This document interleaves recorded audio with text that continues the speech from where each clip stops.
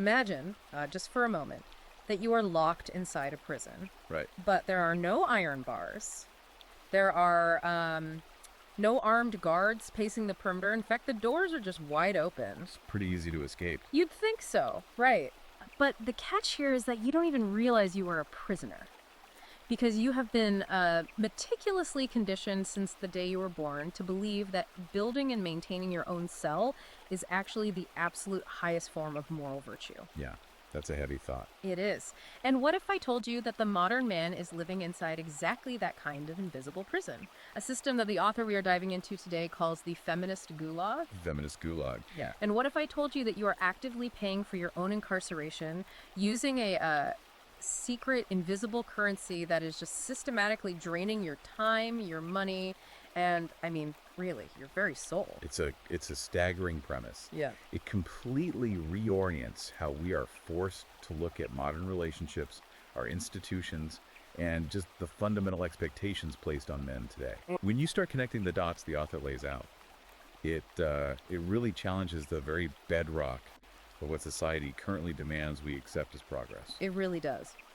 But before we unpack all of this, I want to quickly remind you to like and subscribe to the show wherever you happen to be listening right now. Today's deep dive is going to be a comprehensive, ultra-long, and really incisive review of a fascinating and, frankly, ultra-provocative new ebook. Very provocative. Yeah. It's called Simpoleans, Currency of Weakness by Conrad Riker. If you are a man trying to make sense of the modern dating market, if you are interested in understanding the history of our institutions before they were captured by feminists and Marxists, or if you're part of the men's rights movement or the broader red pill community, this book is an absolute must-read. Absolutely. You really need to check out Amazon Kindle and Google Play Books to buy a copy, and make sure you follow the author directly at Conrad Riker on Substack. Now, before we get into the heavy lifting here, we really need to offer a very clear impartiality disclaimer. Yes, very important. This deep dive is an impartial, objective report on the contents of Riker's ebook. We are not taking sides, and we are not endorsing the political, social, or ideological viewpoints contained in the material. We're just the messengers. Exactly. Our mission here is to act as your expert guides, to neutrally convey the author's arguments, his worldview, and the vast amount of data he presents. We are here to help you deeply understand his thesis, regardless of where you personally stand on the political spectrum. Right, so our mission today is to deeply explore those claims, specifically how Western institutions, from our schools to our family courts, the media matrix, and corporate boardrooms, were systematically captured. Right. We're going to break down the mechanics of this Simpolean economy, explore the biological realities of female hypergamy, and finally, we'll explain the author's ultimate solution for men to reclaim their power using some surprisingly ancient intellectual tools. It's a massive scope. It is. So let's start with the title itself. We need to define what a Simpolean actually is, because the text makes it abundantly clear we aren't talking about dollars, euros, or cryptocurrency here. No, not at all. The term is brilliant in how it frames intangible sacrifices as hard economic data. A Simpolean in this framework is an emotional token. An emotional token. Right? It is a psychological credit. It represents the social favors, the suppressed instincts, the swallowed pride, and the staggering amount of unpaid labor extracted from men in exchange for the mere illusion of love, sex, or belonging. Wow. The core argument here is that modern feminism is not a movement for equality. In this view, it is a predatory economic model, brilliantly disguised as social justice. You know, the analogy that really struck me was his direct comparison to feudalism. It's such a visceral way to picture it. Oh, the serfdom concept. Yeah.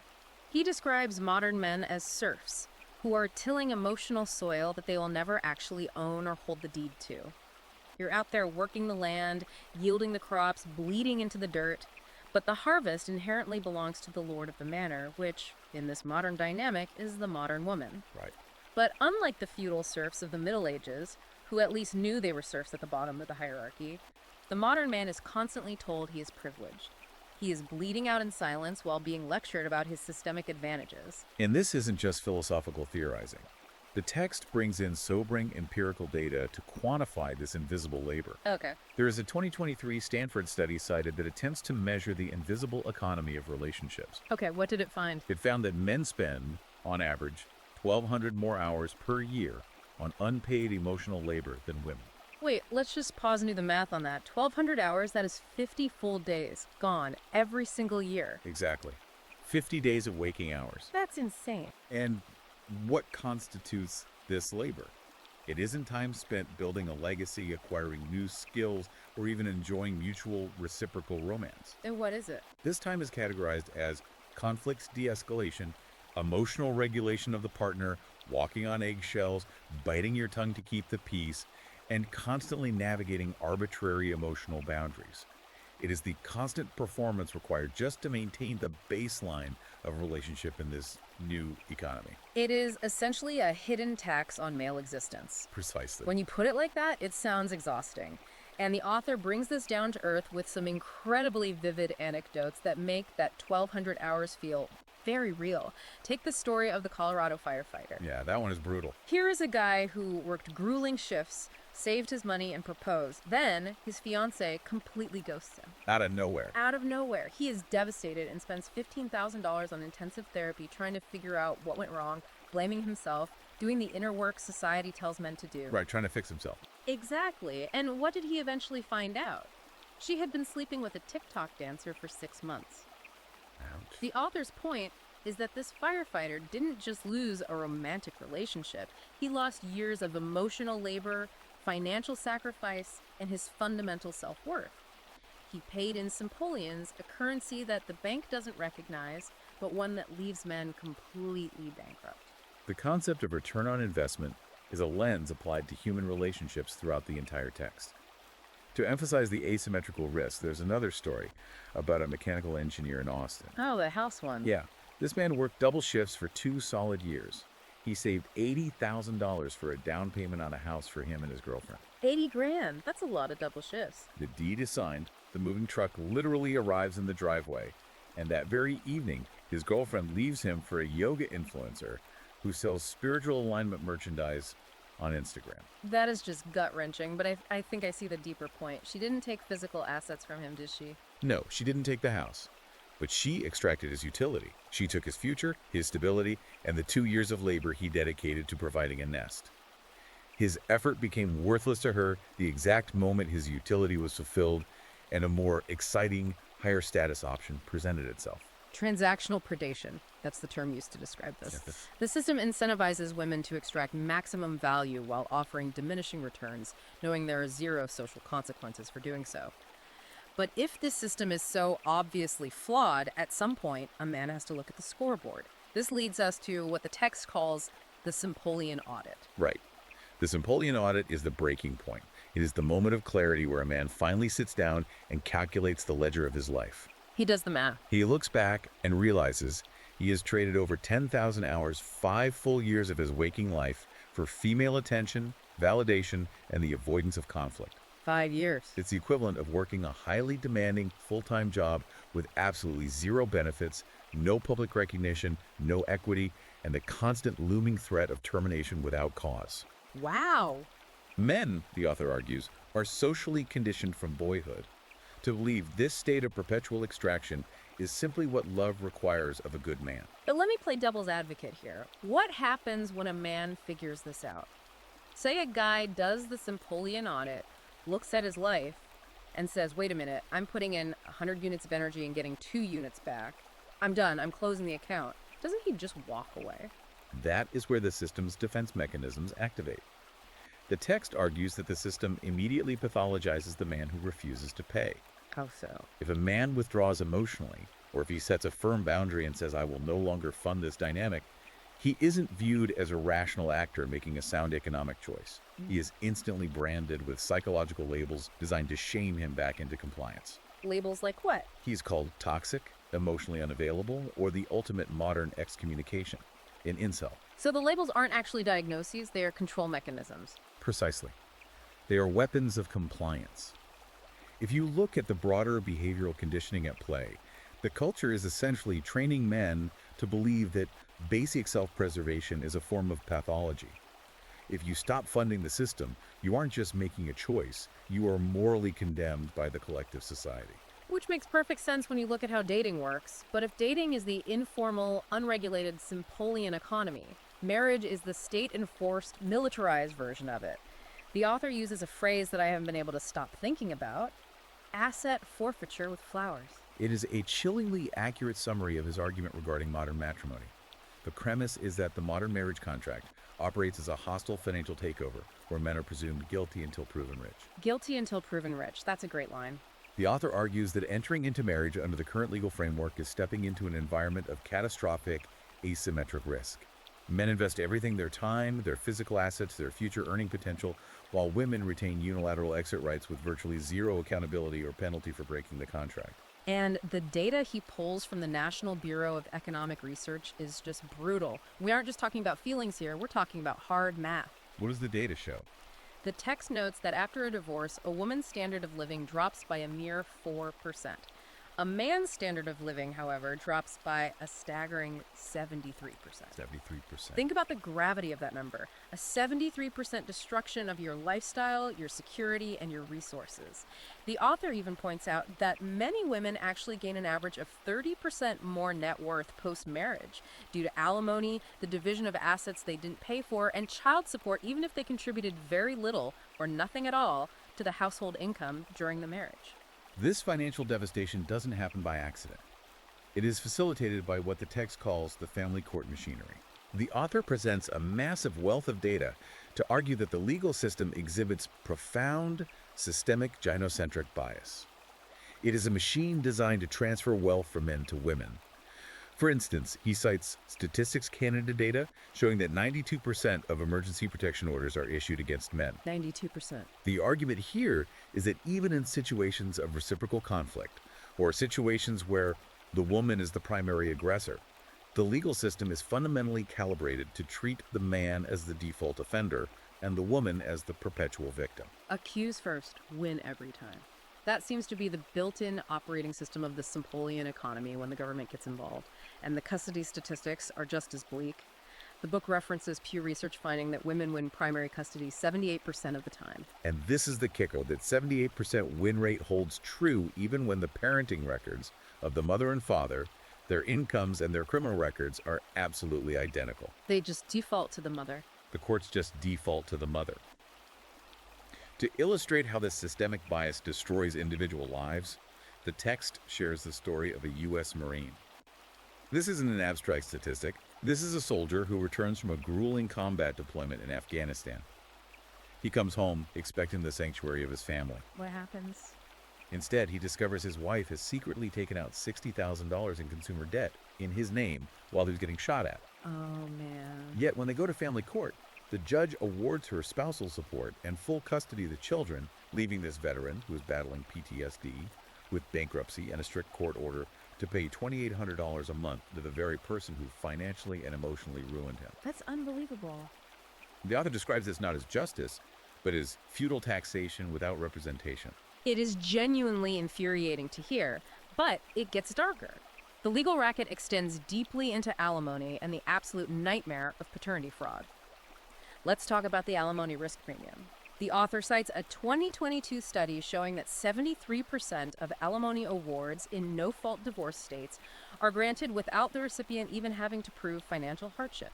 Let me repeat that. No proof of hardship required. Exactly. It's not about ensuring a dependent spouse doesn't starve. It's simply a wealth transfer based purely on gender entitlement. And then the text touches on what is described as the nuclear bomb of Simpolean economics, paternity fraud.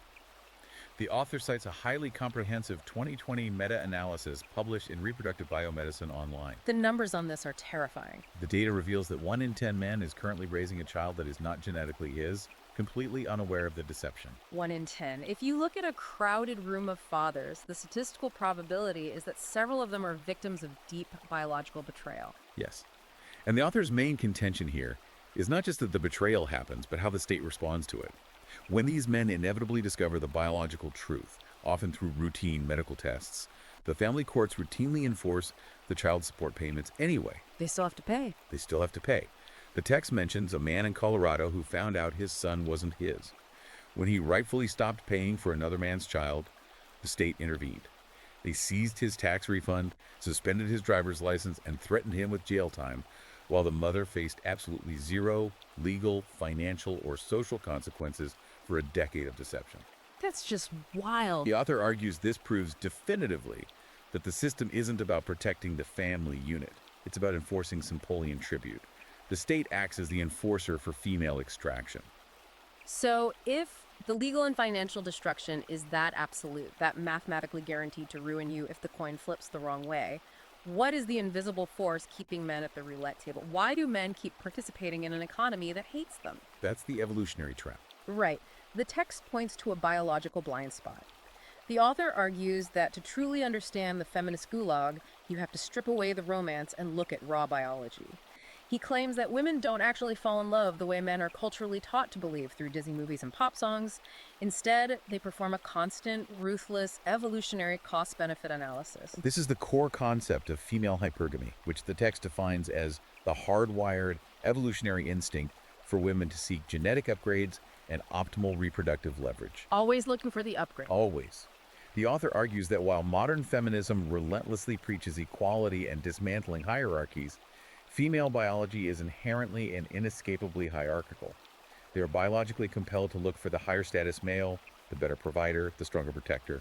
They're incapable of loving downwards or even across. They only love upwards. And he brings the receipts to prove it. He looks at the famous 2010 OkCupid data leak. This is raw, unfiltered behavioral data, not what people say on surveys, but what they actually do. The real data. The real data showed that women respond to a mere 0.17% of messages from men who earn less than they do.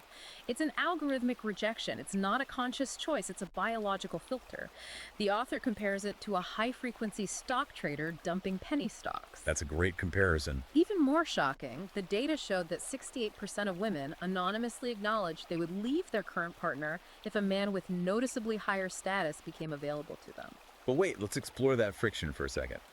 If female hypergamy is a hardwired evolutionary imperative, if it's just biology doing what biology does to ensure the survival of the fittest, how can the author blame modern institutions for it? Isn't it just nature taking its course? That's a great question, and it's exactly what I was wondering when I read that chapter. Yeah. The author's answer is that it's the combination of ancient biology and modern technology that creates the nightmare. He calls it Simpolean inflation. Ah, I see. So in the past, a woman's hypergamy was naturally limited by geography and social circles. She could only compare her husband to the men in her village or her church. Exactly. Today, through dating apps, Instagram, and TikTok, women have global 24/7 access to the top 1% of men. Therefore, the baseline cost of female attention for the average man has skyrocketed into the stratosphere. You got it. The text observes a massive shift in the creator economy where, as the author brilliantly puts it, women want platforms, not partners. The Bumble 2021 data he cites is wild.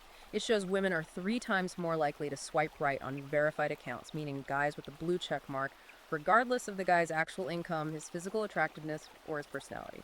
Social verification is the new 6-figure salary. Yes, it's a proxy for tribal status.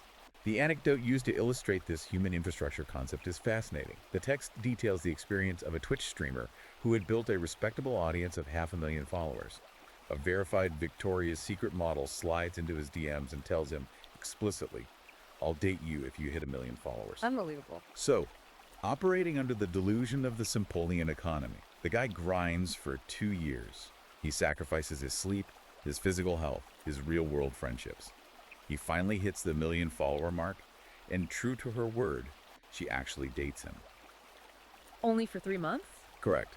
Just long enough to integrate herself into his broadcasts, siphon his highly engaged audience over to her own channels, and then drop a highly produced, viral breakup video that doubles her own follower count while destroying his reputation. Wow. The author uses that story to illustrate that men in the digital age are no longer viewed as partners. They are treated as human infrastructure. Men build the audience capital, the wealth, the platforms, and women extract it. Which perfectly explains why the traditional virtues men are told to cultivate are suddenly yielding negative returns. If you are a loyal, kind, providing man, you are actually penalizing yourself in this inflated market. The Church of Nice. The Church of Nice. If you are listening to this right now and you've ever been told by a woman that you're too nice or that she just sees you as a friend, pay very close attention to this next part. The author unpacks exactly why being a good guy is actively punished. He cites a 2019 University of Texas study showing that women frequently view early kindness, agreeableness, and emotional availability from a man not as virtues, but as glaring signals of neediness and low mate value. It's a total paradox. Yeah. We are told by the media to be soft and vulnerable, but the data says women are repulsed by it. Because in a hypergamous market, excessive kindness signals that a man is easy to acquire and has no other options, which instantly lowers his perceived status. The text contrasts two archetypes to make this point: the barista boyfriend versus the tattooed mechanic. Let's hear it. The barista boyfriend is the guy who does everything right according to modern feminist dating advice. He brings his girlfriend coffee every morning at the exact right temperature. He remembers her favorite indie songs. He goes to her art shows. He's endlessly supportive, non-threatening, and emotionally communicative. And what happens to him? His partner leaves him for the tattooed mechanic who, as the author quotes the woman saying, looked like he could kill someone. When pressed on why she abandoned a perfectly supportive partner for a man who was emotionally aloof and occasionally volatile, she stated she realized she needed a man who could protect her, not a man who wanted to pay for her pottery classes. That is the ultimate bait and switch. The biological wiring of women rewards dominance, stoicism, and strength, but the overarching cultural messaging, the schools, the media, the government, tells men they must be soft, compliant, and subservient. It is a trap designed to make men fail. It's an impossible standard. Which leads us to the inevitable question. How did men get convinced to surrender their natural instincts in the first place? How did the institutions get captured? The author moves from the interpersonal dynamics of dating into a sweeping institutional critique. He argues that our schools, universities, and corporate boardrooms have been systematically captured by Marxist and feminist ideologies. Right. These ideologies view traditional masculinity competition, aggression, stoicism, risk-taking, not as virtues to be channeled into building civilization, but as pathologies that must be cured or medicated out of existence. Let's look at the schools first, because that's where the conditioning starts. The text points to CDC data showing that boys are 5 times more likely to be diagnosed with conduct disorder and ADHD than girls. 5 times.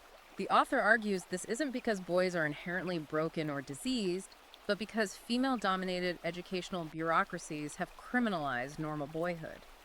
The modern classroom requires children to sit perfectly still for 8 hours a day, a standard perfectly suited for female development, but entirely counter to male biology. He highlights this with a story about an 8-year-old boy in Alberta.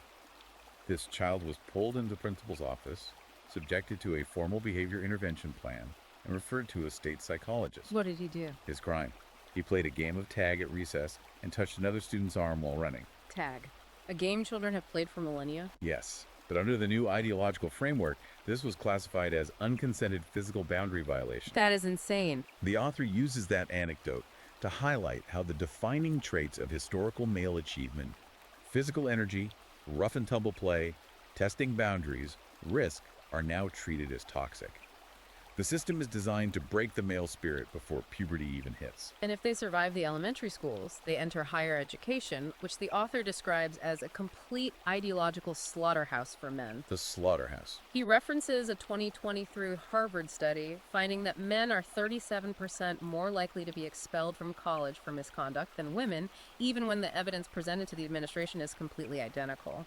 The text describes University Title IX offices not as fairness commissions or investigative bodies, but as gynocentric tribunals where due process is suspended and the male is always presumed guilty. And from those universities, these conditioned men graduate into the corporate world, entering what the text calls the corporate gynocracy. Corporate gynocracy. The author intensely analyzes the diversity, equity, and inclusion, or DEI, landscape.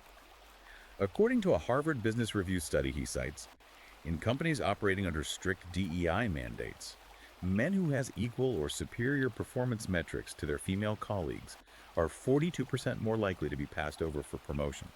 Merit, objective output, and revenue generation are replaced by ideological quotas.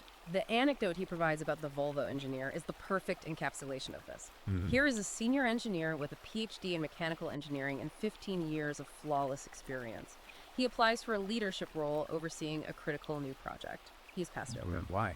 Because the HR department determined he didn't demonstrate enough emotional awareness during the interview process. And who got the promotion instead? A woman with a degree in gender studies whose primary contribution to the company was facilitating a weekly mindfulness and meditation session, despite her documented inability to interpret basic engineering diagrams. Incredible. The author argues that corporate feminism is a hostile takeover that systematically replaces hard competence with emotional theatrics. He scales this observation up by looking at Google's famous project Aristotle. Google spent millions trying to find the algorithmic secret to ultimate team success. They concluded the most important factor was psychological safety. But there's a catch. Big catch.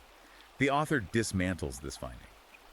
He argues that what Google actually measured and rewarded were teams that prioritized emotional harmony, which in practice meant that female opinions and ideas were never challenged, critiqued, or subjected to rigorous stress testing. And what was the actual business result of all that psychological safety?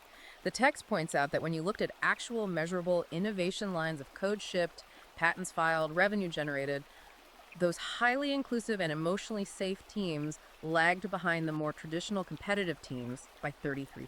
Yeah. They sacrificed a third of their productivity just to spare people's feelings. This systemic capture raises a vital question about enforcement. How is this ideology maintained on a cultural level without massive pushback? The author points directly to the media, describing a media matrix that actively and scientifically engineers male compliance from the cradle to the grave. This part absolutely blew my mind because it shows how deeply neurological this war is. The text cites a 2023 UCLA neuroscience study that tracked the brain activity of teenage boys. What did they find? The researchers found that when these boys earned praise from girls for being agreeable, compliant, or self-deprecating, their brains received a massive dopamine hit. The brain span lit up in the exact same way it would for a cocaine user or a gambler winning a slot machine jackpot. Neural enslavement. The author states that the media preys on this exact biological mechanism, creating a state of neural enslavement. The media constantly frames male subservience, apologizing, and stepping aside as the only viable path to securing female approval. And conversely, the media relentlessly frames male authority, competence, and leadership as laughable or inherently abusive. The text points to a University of Southern California study reviewing primetime television commercials over a decade. The study found that 79% of these commercials portray men as inept, childish, or incompetent in domestic roles.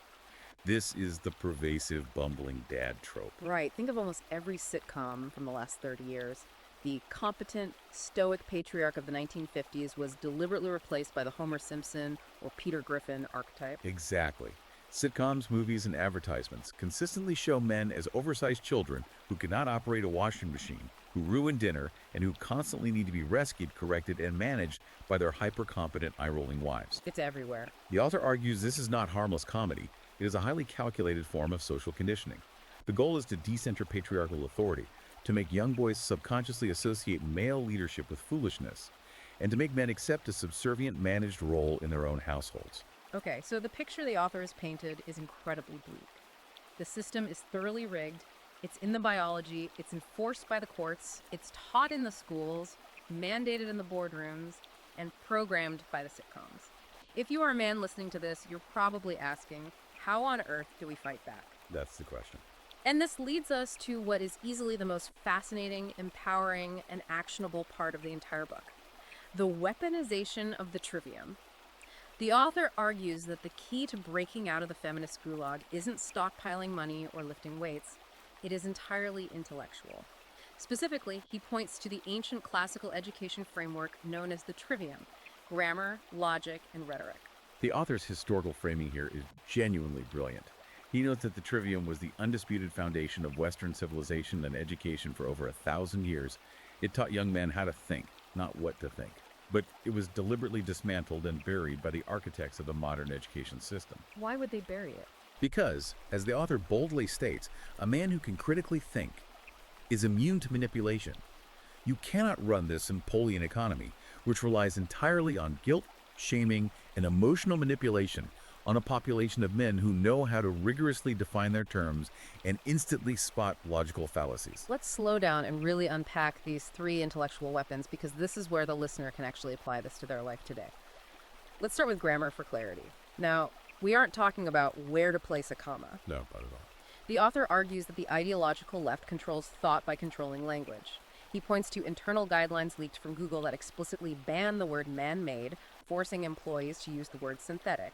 He points to the Associated Press style book mandating the use of the singular they to describe individuals. The author says this isn't about being polite or inclusive. It is a deliberate tactic to destroy precision so that truth simply vanishes. If we look at the historical parallel, The author is directly echoing George Orwell's concept of newspeak from 1984. If you destroy the definitions of words, if you blur the lines of biological reality through grammatical subversion, people literally lose the vocabulary required to articulate their oppression. But the text also shows how reclaiming grammar has massive practical power in the real world. Yes, the Stanford custody study. This blew me away. It is a vital piece of data. The 2022 Stanford study analyzed thousands of family court custody cases. It found that men who used concrete, causal, grammatically precise language during their testimonies were 31% more likely to win favorable outcomes. 31%. Conversely, men who fell into the trap of using vague, emotional, or therapeutic phrasing, the exact language the culture trains them to use, were heavily penalized by the judges. That is incredible. The system tells men to open up and be vulnerable. But when a man goes into court and uses emotional language, the system uses it to prove he is unstable. But when he uses cold, hard, precise grammar, he creates a defensive fortress. He wins 31% more often. Clear grammar is a shield. Which brings us to the second weapon, logic for truth. The author argues that pure logic is actively punished in the modern woke cathedral because logic ruthlessly exposes the fraud of emotional narratives. He has a great story for this. He tells a fantastic story about a 22-year-old engineering student in Toronto who found himself sitting in a mandatory gender studies class.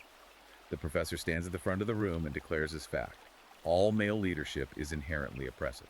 And the kid doesn't just get mad or complain. He stands up and uses modus tollens, a basic classical logical structure. For the listener, modus tollens essentially means the way that denies by denying. It's an if then statement where you prove the then is false, so the if must be false. What did he say? So the kid says to the professor, if all male leadership is inherently oppressive, and female-led governments in countries like Sweden produce identical negative societal outcomes, then either male leadership isn't inherently oppressive, or oppression has absolutely nothing to do with gender. And according to the text, the classroom went completely silent. The professor was stunned and couldn't refute the structure of the argument, so she just threatened him with a disciplinary hearing. This perfectly illustrates the author's point. Critical theory, feminist dogma, and emotional manipulation cannot withstand the laser focus of deductive reasoning. He provides another hilarious but terrifying example of a college in British Columbia. A student was actually reprimanded by the administration for submitting an essay that contained a basic Aristotelian syllogism. Oh, the mortality one. Yeah. The student wrote, all humans are mortal. Women are humans. Therefore, women are mortal. The administration flagged the paper and called the logical structure hostile and microaggressive.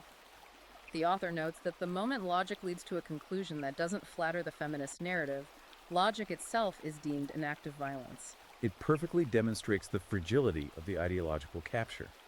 And that brings us to the final piece of the Trivium, rhetoric for power.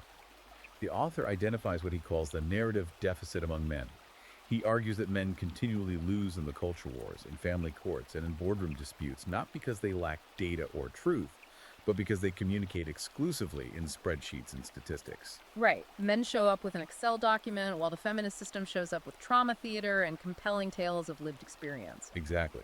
The text points out that human beings are fundamentally wired for stories, not numbers. The author cites a UCLA neuroscience and storytelling lab, finding that narrative structure is 10 times more memorable to the human brain than raw data. A statistic is easily forgotten, but a story of injustice is burned into the memory. The author urges men to master rhetoric, to wrap their logic and grammar in compelling emotional storytelling. He essentially tells his readers, stop apologizing for your data, stop presenting your truth timidly, start presenting it with fire, with moral conviction, and with narrative dominance. It's basically saying use their own weapons against them, but back it up with actual truth.